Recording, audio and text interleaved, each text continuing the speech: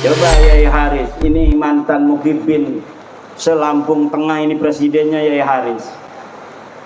Sekarang Yai Haris ketika sudah merdeka, tadinya abdun ini.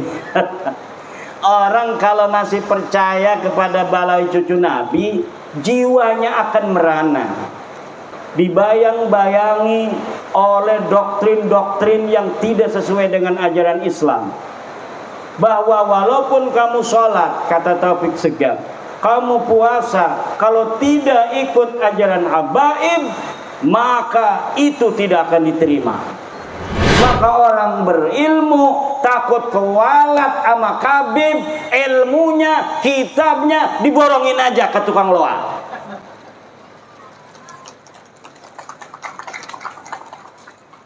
Dia yang harus kewalat kepada kiai, dia yang harus kewalat kepada santri. Maka saya aneh itu kepada kiai yang ketika santrinya membaca kitab-kitab nasab, kemudian menyimpulkan Ba'lawi bukan cucu Nabi, dia malah marah. Katanya siapa saja yang membatalkan Ba'lawi ikut kepada Imaduddin Usman dari Banten, maka tidak barokah. Waduh.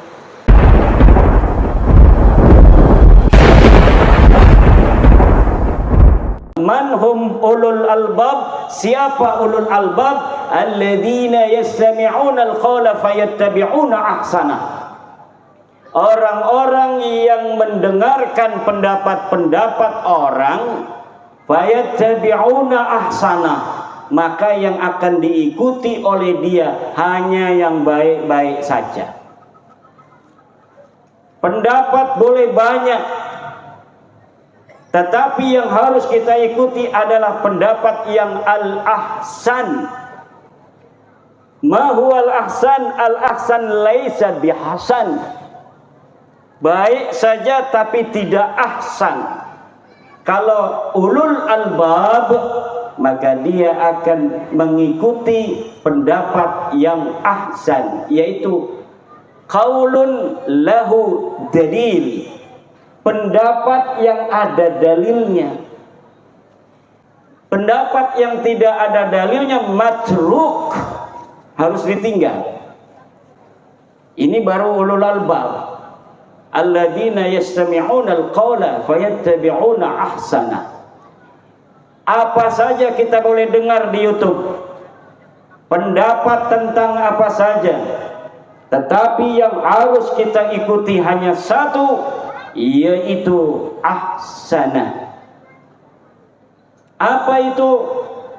Yang lahu dalil, yang ada dalilnya. Anu eueuh dalilan ulah diturutan. Ngarti teh ya? Anu teu aya dalilna diturutan. Sing ora ana dalile, kiai, itu dituruti. Ini adalah orang-orang yang akan tersesat. Orang-orang yang tersesat adalah anak-anak pramuka yang lagi mencari jejak. Ada petunjuk ke kiri, dia ke kanan. Ada petunjuk ke kanan, dia ke kiri. Makanya guru-guru kita ngajarin kitab kuning, itu semua santri harus pegang kitabnya. Untuk apa? Agar dia itu bisa untuk menguji dalilnya. Kalau ngaji orang tua begini, ceramah kan nggak bisa langsung menguji apa betul yang dikatakan oleh penceramah ini. Jangan-jangan yang dikatakannya tidak sesuai dalil. Tapi santri diajarkan kalau dia ngaji, dia harus punya kitabnya. Ketika dia melihat kitabnya, gurunya akan menyesatkan, maka tidak bisa. Karena dia tahu bahwa di kitabnya bukan seperti itu. Begini juga tentang segala hal yang dari masa lalu diyakini sebuah kebenaran. Ketika dalil itu telah nyata, maka yang tidak punya dalil harus ditinggalkan. Apa saja? Imam Asy-Syafi'i radhiyallahu anhu mengatakan, idza shahhal hadisu wa huwa madhhabi. Kalau sahih sebuah hadis, maka dia adalah madhabku. Karena bisa jadi Imam Syafi'i yang hidupnya 204 Hijriah, ketika itu ada para sahabat-sahabat Nabi yang berhijrah ke Habasyah, yang berhijrah ke Maroko, yang berhijrah ke Yaman. Kemudian Imam Syafi'i tidak mendapatkan hadis itu karena beliau tinggal di Madinah, kemudian pindah ke Irak, kemudian pindah ke Mesir. Bisa jadi ada hadis-hadis dari sahabat yang didapatkan dari Rasulullah, tetapi Imam Syafi'i belum mendapatkannya. Maka ketika masa Imam Syafi'i masih hidup, Imam Syafi'i wanti-wanti, idza shahhal hadisu fa huwa madhhabi. Kalaulah sahih kalian menemukan sebuah hadis, maka itu adalah madhabku. Makanya murid-murid Imam Asy-Syafi'i, Imam Buaiti, Imam Muzani, cucu-cucu muridnya Imam Nawawi, Imam Rafi'i, Ibnu Hajar, Imam Al-Ghazali, itu kadang-kadang mukhalifun lisyafi'i fi aqwalin liwujudi dalilin mukhalifin li imamihim. Mereka kemudian berbeda dengan imamnya, yaitu Imam Syafi'i, karena menemukan dalil yang berbeda dengan pendapat Imam Syafi'i. Ini yang diajarkan oleh ulama kita. Ini yang diajarkan oleh Imam Al-Ghazali. Lihat Imam Al-Ghazali bagaimana di Ihya beliau berbicara tentang ma'ul musta'mal. Lihat Ibnu Hajar, Imam Nawawi, betapa banyak kaul-kaul Ibnu Hajar, Imam Nawawi, Imam Rafi'i yang mukhalifan liqaulil Imam Syafi'i. Tetapi kemudian kita hari ini mutaakhirin menganggap itu adalah tetap pendapat daripada Imam Syafi'i. Kenapa? Karena Imam Ghazali, Imam Ibnu Hajar, Imam Rafi'i, Imam Nawawi bisa untuk mengkaji, mengetahui bahwa ini yang benar dan ini yang kurang benar, itu dari metodologi yang diajarkan oleh Imam Syafi'i. Tapi karena instrumennya pada masa Imam Syafi'i ini belum lengkap, akhirnya yang menemukan instrumennya, hadisnya adalah cucu-cucu muridnya. Begitu pula Imam Ahmad bin Hanbal. Kata Imam Ahmad bin Hanbal, la tuqalidni wa la tuqallid Malikan wa la tuqallid Syafi'iyan wa la tuqallid Sufyan as-Sawri. Ta'allam kama ta'allamna.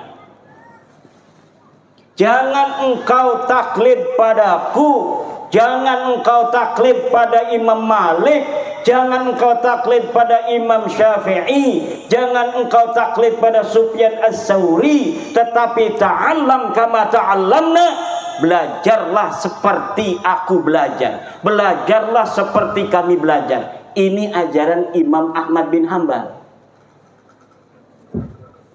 Maka ketika anak-anak murid daripada Imam Malik balagha darajata Malikin fil fiqhi, maka para murid Imam Malik mendirikan madhab sendiri. Imam Maliknya nggak marah, ya Iparman, senang punya murid pinter. Begitu pula kenal Abu Hasan al-Asy'ari. Abu Hasan al-Asy'ari ini pendiri, peletak dasar ahli sunnah wal jamaah. Dia murid siapa? Dia orang Mu'tazilah. Muridnya Imam Al-Jubai yang juga Mu'tazilah. Tapi Imam Al-Jubai ketika mendengar Abu Hasan al-Asy'ari ini berbeda dengan dirinya, beliau ini pun merasa bangga. Imam Al-Jubai dari Mu'tazilah memiliki murid pendiri madhab ahli sunnah wal jamaah Abu Hasan al-Asy'ari. Begitu pula Wasil bin Atha, pendiri Mu'tazilah. Murid siapa dia? Dia murid dari Muhammad al-Hanafiyah, murid dari Syekh Al-Hasan al-Basri.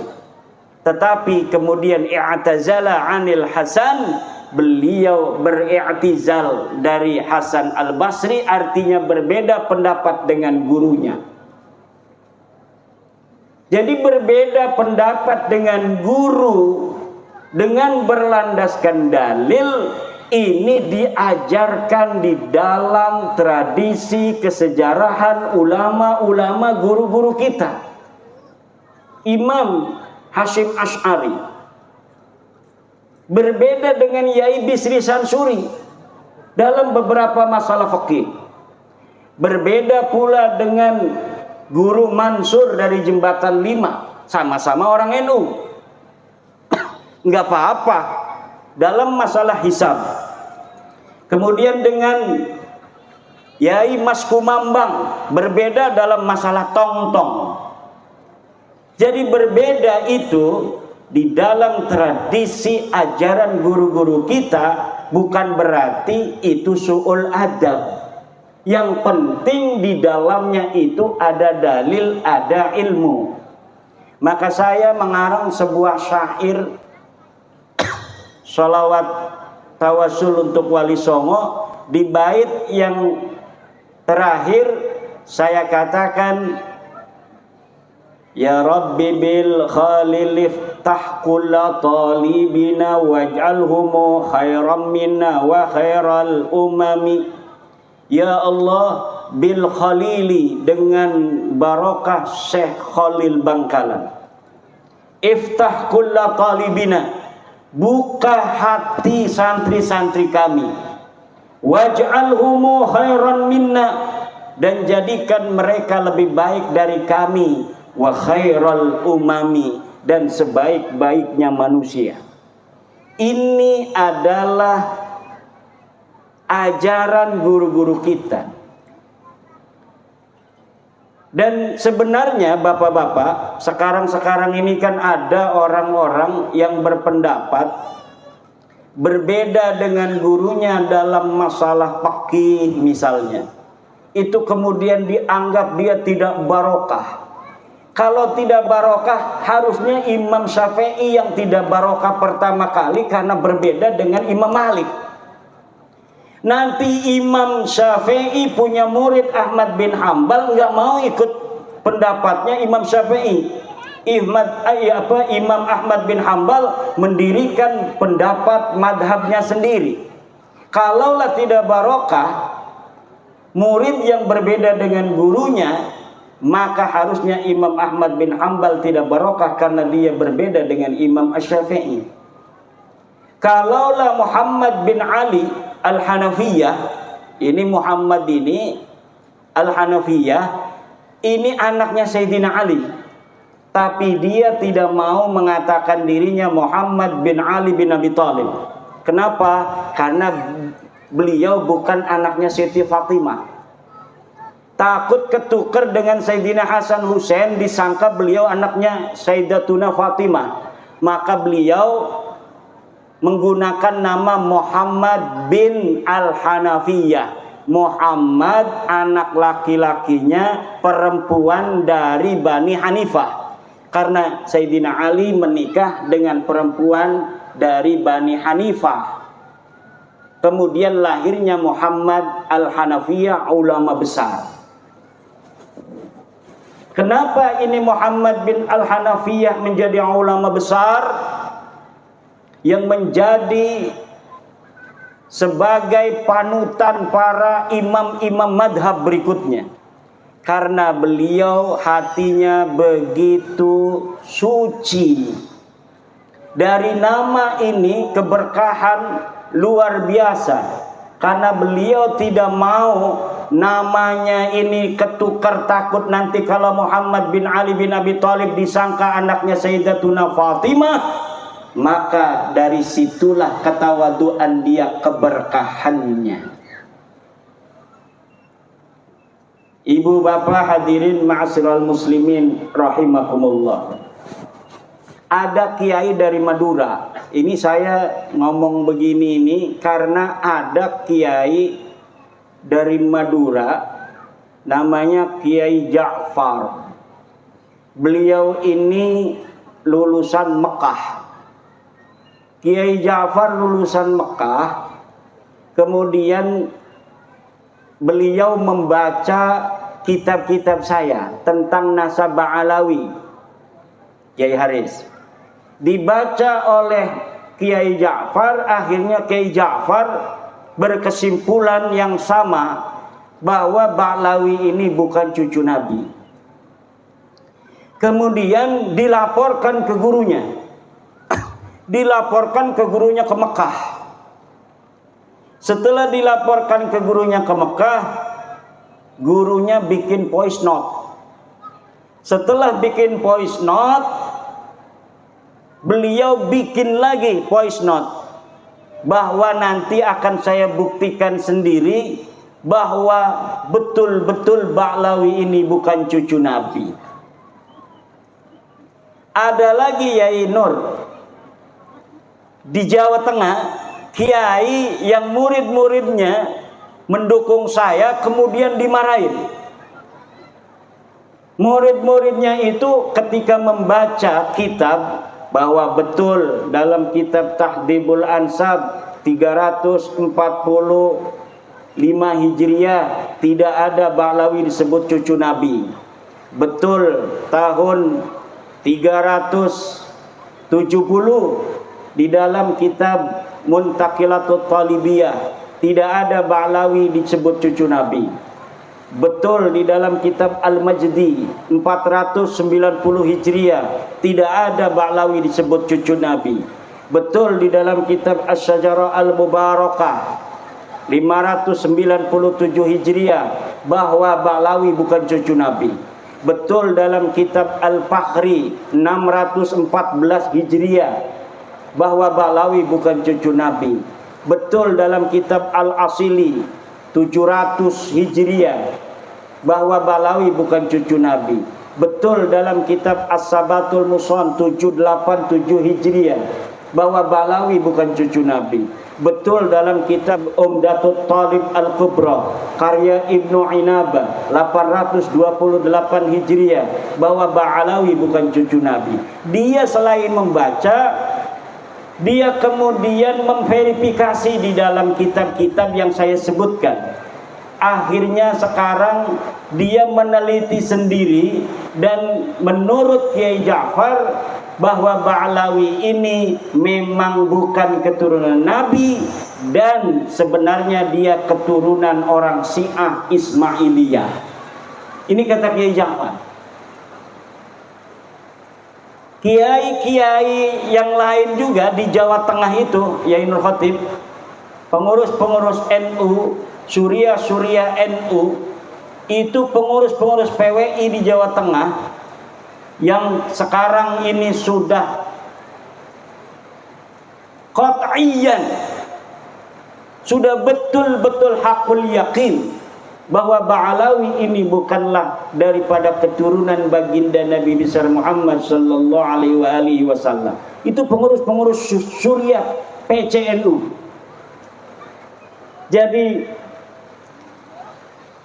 sekarang ini sebenarnya sudah kita tidak usah membicarakan tentang Ba'lawi bukan cucu Nabi, apa cucu Nabi, karena ini sudah intasyara bainan nas. Bukunya Yai Nur Khatib sudah saya susun bahasa Indonesia 690 halaman. Di situ lengkap dalil-dalilnya. Saya sampai bosen Kiai Suparman suruh ngomong nasab belulu karena hampir 3 tahun. Kenapa? Sebenarnya masyarakat ini sudah pada yakin Ba'lawi ini bukan cucu Nabi.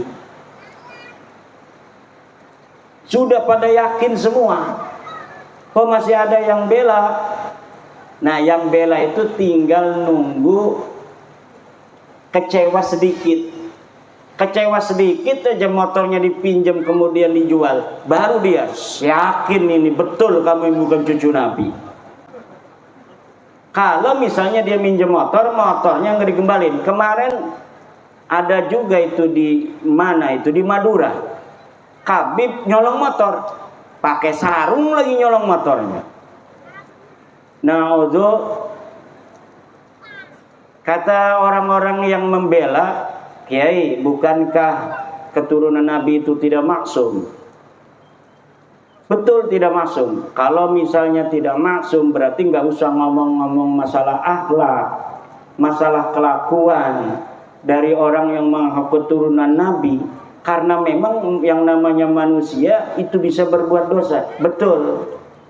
Tapi kalau keturunan kiai saja banyaknya jadi kiai, masa iya keturunan Nabi akhlaknya sama sekali tidak mencontoh Nabi, bahkan 180 derajat berbeda dengan baginda Nabi besar Muhammad sallallahu alaihi wasallam. Nabi ngomong jangan nyuri, nyuri. Nabi ngomong jangan mabok, mabok. Nabi ngomong jangan zina, zina.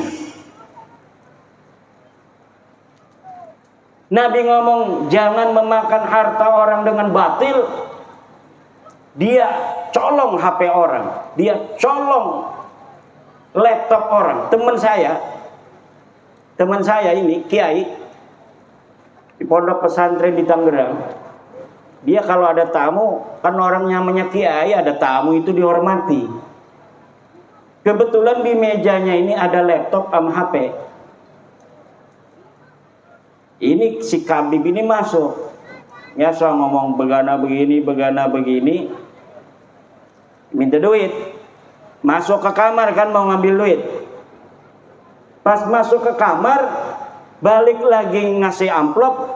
Ini laptop sama HP hilang ke Nur Samad.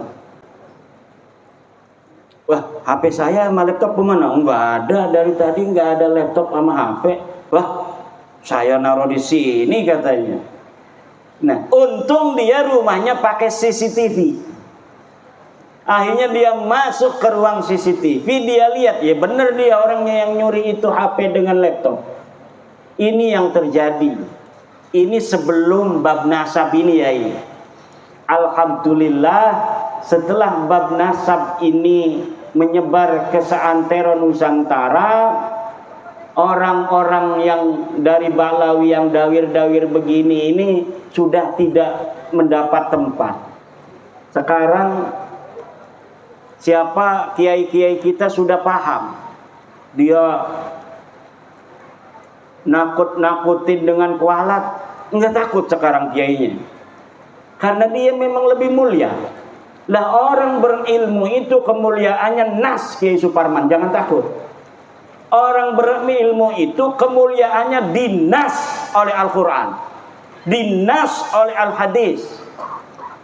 Sedang keturunan Nabi tidak ada nas Al-Qurannya, tidak ada nas hadisnya.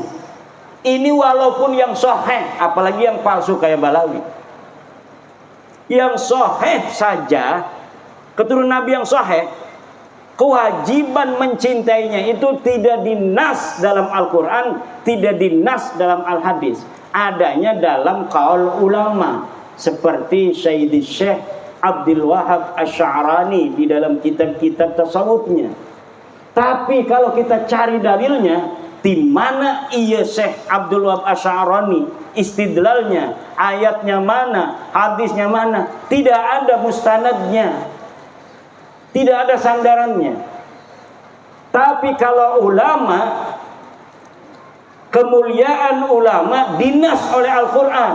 Yarfa'illahu alladhina amanu minkum walladhina utul ilma darajat. Syahidallahu annahu la ilaha illa huwa wal malaikatu wa ulul ilmi. itu dinas oleh Al-Quran kemuliaan daripada orang berilmu. Maka orang berilmu takut kewalat sama kabib, ilmunya, kitabnya diborongin aja ke tukang loa.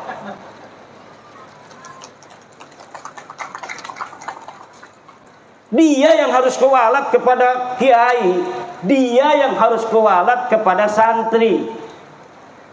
Kenapa? Ya santri tahu sendiri Kiai Haris. Walaupun Kiai Haris tadi cerita diserneni melulu sama kiai, lah memang kiai begitu. Kiai itu memang begitu. Kadang marah melulu kiai itu. Saya punya guru itu tukang marah banyak. Yang tidak pernah marah juga banyak. Saya mondok di banyak pondok. Ini Kiai Mustafa ini teman satu pondok di Pondok Pesantren At-Thahiriyah. Kiainya marah melulu. Kiainya marah melulu. Mondoknya sama Abuya Dimyati dengan Abuya Suhaimi dari Kronjo Tangerang. Tiga-tiganya tukang marah semua. Murid daripada Syekh Thohir Pelamunan. Jadi Syekh Thohir Pelamunan punya murid Abuya Dimyati, Abuya Hasuri, Abuya Suhaimi. Bikin pondok tiga-tiganya itu kalau sudah marah ya begitu. Tapi dimarahin kiai barokah. Alhamdulillah. Saya pernah di setan-setan di babi-babi itu di pondok sama Abuya Hasuri. Barokah. Setan barokah alhamdulillah. Lillah. Ya salah kita orang dimarahin itu karena beliau ingin kita belajar yang benar. Ingin kita khairan minhu, lebih baik dari beliau. Setiap guru menginginkan santrinya lebih baik daripada gurunya. Itu ciri-ciri daripada keikhlasan. Maka saya aneh itu kepada kiai yang ketika santrinya membaca kitab-kitab nasab kemudian menyimpulkan Ba'lawi bukan cucu Nabi, dia malah marah. Katanya siapa saja yang membatalkan Ba'lawi ikut kepada Imaduddin Usman dari Banten maka tidak barokah. Waduh, ini apa namanya ini bukan ajaran dari para ulama. Ajaran ulama itu ajaran ulul albab. Ulul albab itu Yai Haris. Kalau Yai Haris aman, kiainya sama. Kiainya luar biasa sampai datang kemari. Ulul albab itu alladzina yastami'unal qaula fayattabi'una ahsana. Orang-orang yang mendengarkan pendapat boleh banyak, tapi yang diikuti hanya yang terbaik. Apa yang terbaik? Lahu dalil, pendapat yang ada dalilnya. Coba Yai Haris, ini mantan Muhyiddin se-Lampung Tengah, ini presidennya Yai Haris. Sekarang Yai Haris ketika sudah merdeka, tadinya abdun ini. Orang kalau masih percaya kepada Ba'lawi cucu Nabi, jiwanya akan merana. Sekarang ini yang ikut-ikut masih Muhyiddin itu jiwanya merana. Dia manusia, tapi sepertinya dia tidak merdeka seperti manusia lainnya. Dibayang-bayangi oleh doktrin-doktrin yang tidak sesuai dengan ajaran Islam. Bahwa walaupun kamu sholat, kata Taufik Segaf, kamu puasa, kalau tidak ikut ajaran habaib, maka itu tidak akan diterima. Nah ini dari mana itu ajaran itu? Tidak ada ajarannya Pak. Bahwa santri-santri kalau kamu sudah pinter, jangan merasa kamu lebih mulia dari Habib. Enggak ada ajarannya. Tidak ada ajaran dalam Islam manusia lebih mulia dari orang lain berdasarkan karena keturunan. Tidak ada.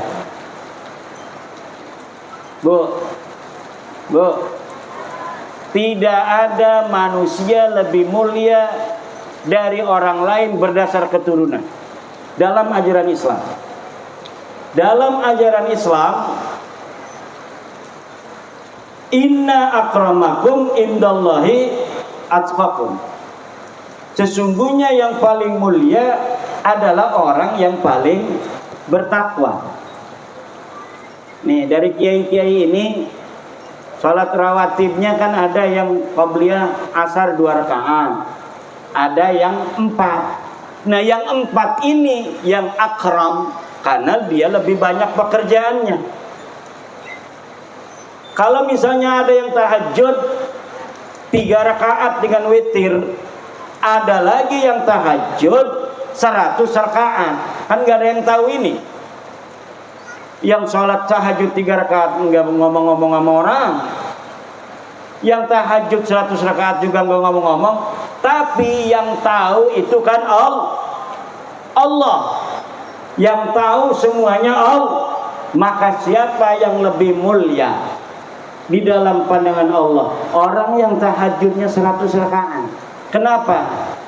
Karena aksaruhum amalan, lebih banyak amalnya. Siapa orang yang amalnya lebih banyak, maka sawabnya juga aksar, sawabnya lebih banyak juga. Nah, sekarang ini kita sedang memerdekakan PWI ini, Kiai Haris, Lampung Tengah bagian timur. Kita sedang memerdekakan orang-orang yang masih jadi budak. Nah, sama budak itu jangan keras. Bil mau'idotil hasanah. Kalau ada yang mau berdebat, wajadilhum billati hiya ahsan. Saya itu kalau berdebat dengan orang, ya tidak pernah marah-marah. Pernah sekali dengan Gus Fahrur. Gus Fahrur yang ketua PBNU itu. Karena apa? Udah kesel itu. Ini namanya manusia, kesabaran itu kan ada batasnya. Wah, langsung dimarahin itu kita berdua. Katanya orang-orang NU debat di depan orang, marah-marahan begitu. Ya itu sendiri tudulan. Ya kalau ketemu di PBNU mah ya biasa. Ya salam-salaman. Itu mah karena lagi kesel aja. Ibu bapak hadirin ma'asyiral muslimin rahimakumullah. Saya ini agak ngeliang ini Kiai. Dari Banten datang jam 4, langsung sebentar di hotel-hotelan di Bandar Lampung dengan Kiai Suparman, langsung ke sini. Lumayan juga 2 jam ya. 2 jam ke sini. Insyaallah kita akan sampai subuh sambil nungguin hujan ini berhenti. Siap? Sebenarnya sekarang ini ya Parman, saya senangnya dialog. Nah, kalau dialog kan siapa tahu ada Habib yang datang, dia ingin apa juga mengetahui atau ingin bertanya tentang dalil-dalilnya. Karena semua dalil-dalil sekarang, framing-framing yang ada di media itu tidak ada dalilnya lagi. Saya kalau misalnya masih ada yang dirasa bahwa ini masih ada dalil, itu saya menulis. Tapi ini hanya framing-framing saja. Ada Roma Irama nangis sama Habib di framing, Roma Irama tobat. Roma Irama itu memang beliau itu wataknya begitu, itu watak orang Banten. Beliau ini kan masih keturunan Sultan Agung Tirtayasa. Orangnya kalau ditantang galak, tapi kalau dilembutin nangis. Itu ciri-ciri keturunan Sultan Banten. Jadi kalau ditantang-tantang ya makin galak. Tapi kalau misalnya tersentuh hatinya, jangankan lagi masalah yang besar, masalah kecil aja ngobrol begini ini bisa nangis kalau orang Banten. Ini kalau umpamanya lebaran itu ya enggak salah-salah banget rasanya kemarin, tapi nangis semua kalau kita salaman itu sama keluarga. Ada sepupu saya kalau jadi imam ngegerung-gerung, kalau ngobrol tersentuh sedikit ngobrol langsung nangis. Kemarin itu Roma itu Raja Dangdut terharu, dia diundang oleh LDNU. Dia tidak tahu kalau ada Habib di situ. Diundang oleh LDNU untuk memberikan kisah bagaimana dakwah beliau dengan musik. Nggak tahu kalau ada Habib. Nah, ternyata Habibnya nggak marah. Kan Roma Irama itu setelah beliau mengundang saya dicaci maki oleh Habib-Habib. Kata Roma Irama, saya tidak percaya ente itu cucu Nabi, tapi bukan memutuskan persahabatan. Kita tetap sahabat. Beliau ini sahabatnya Rizik Syihab. Beliau ini sahabatnya para kabib-kabib. Saya hanya tidak percaya kamu cucu Nabi saja. Kalau berteman kita biasa. Wong namanya mengakui cucu Nabi atau bukan itu bukan rukun iman kok. Saya hanya tidak percaya kamu cucu Nabi, tapi kita tetap bersahabat. Tetapi Rizik Syihab nggak mau, malah mencaci maki. Bahar Smith malah mencaci maki. Nah, ketika ada Habib itu di PBNU yang hadir, baik sekali adabnya, terharu itu. Bang Haji Roma Irama terharu nangis karena beliau, saya kan pernah beberapa kali ngobrol. Ya kadang-kadang ngobrol sama saya nangis juga. Ngambil tisu. Ya begitu orang yang berhati lembut. Orang berhati lembut itu gampang tersentuh hatinya. Makanya Bang Haji Roma Irama itu maunya begitu. Saya batalkan nasab ente, tapi kita bersahabat. Yang biasanya minjemin marawis, ya kita minjeman lagi. Yang biasanya kita ngobrol, kita tetap ngobrol. Yang biasanya kita ini adalah kerja bareng, kita kerja bareng. Yang biasanya bisnis bareng, kita bisnis bareng. Yang udah kagol punya mantu Balawi, nggak apa-apa, jangan suruh cerai. Kita hanya tidak percaya mereka cucu Nabi. Bukan berarti kita memutuskan segalanya. Itu memang yang diungkapkan oleh Bang Haji Roma Irama. Cuma di framing. Coba lihat itu framingnya. Bang Haji bertobat. Dengerin apa yang diomongin Bang Haji. Apa benar dia ngomong bahwa Balawi sekarang secucu Nabi? Tidak ada. Itu hanya framing-framing. Karena Bang Haji Roma Irama pengennya begitu. Saya batalin itu nasab ente bukan berarti kita bermusuhan. Karena memang tidak ada dalilnya. Ente ngaku tahun 895 Hijriah. Sebelumnya tidak ada. Sedangkan orang yang diaku itu hidupnya tahun 345 Hijriah. Nah, di dalam tahun 345 Hijriah sudah ada kitab nasab, keturunan Nabi dicatat semua, tapi ente nggak ada. Katanya ente turunan Ubed. Ubed nggak dicatat sebagai keturunan Nabi. 550 tahun. Di dalam kitab Silsilatul Alawiyah tidak dicatat. Di dalam kitab Tahdhibul Ansab tidak dicatat. Muntaqilatut Talibiyah tidak dicatat. Al-Majdi tidak dicatat. Itu semua di abad 5. Masuk ke abad 6 ada kitab karya Imam Al-Fahru Raji, Kiai Haris. Imam Al-Fahru Raji itu seorang ahli tafsir, ahli usul fikih. Kalau ada lafaz al-imam dimutlakkan dalam usul fikih, maka al-muradu al-imam ar-razi. Nah, beliau menulis kitab nasab. Beliau menulis kitab nasab namanya Asy-Syajarah Al-Mubarakah. Beliau menulis Ahmad bin Isa punya anaknya cuma 3, Muhammad, Ali dan Husain. Tidak ada anak yang bernama Ubed. Itu tahun 597 Hijriah.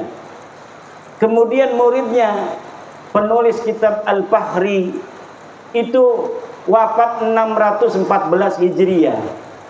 Menulis juga tidak ada nama Ubaid sebagai anak Ahmad bin Isa.